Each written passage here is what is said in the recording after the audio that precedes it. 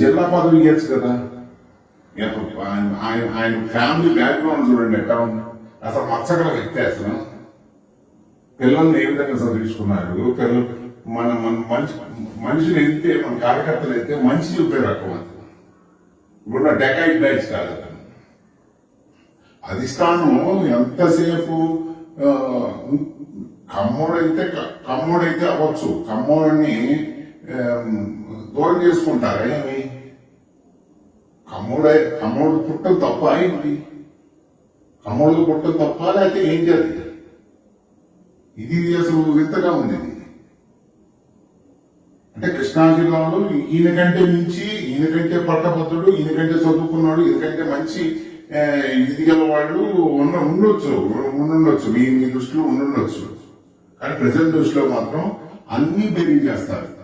మనిషి నడవడిక, విచక్షణ, మాట తీరు, ఆయనకి అసలు ఆ క్యాపబిలిటీ ఉందా లేదా, అసలు లీడర్షిప్ క్వాలిటీస్ ఉన్నాయా లేవా, వాళ్ళకి సహాయపడుతుందా లేదా, చదువు ఉందా లేదా అనేది కూడా చూడాలి. ముందు ముఖ్యమైనది ఇప్పుడు ప్రస్తుతం ఉన్న రాజకీయాల్లో చదువు అనేది చాలా ముఖ్యం. ఇవన్నీ బయలు చేసుకోకుండా ఎంతకాలం డ్రాగన్ చేసుకుంటూ పోతారు ప్రతిదీ. ఇది చాలా ఇది ఈ రోజు కాకపోతే రేపైనా అడిగేది ఎవడైనా.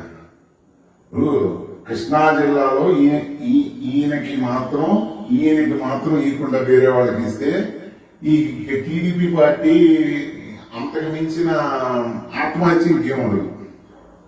ఎన్నాళ్ళు చేస్తారు ఇక, ఎన్నాళ్ళు మోస్తారు పలకి. ఆలోచించుకోవాలి, అధిష్టానం ఆలోచించుకోవాల్సిందే. ఎవడేం చేస్తాడు? ఉండేక 4 కాలాలు ఉండాలంటే మంచి ఆలోచించాలి. లేదు క్షణికమైన అనుకుంటే 4 రోజులే ఉండాలనుకుంటే ఇట్లాంటి పనులు చేసుకుంటే వెళ్ళిపోవాలి. ఎవడు హెసిటేషన్ చేస్తే వాడికి ఇస్తారే.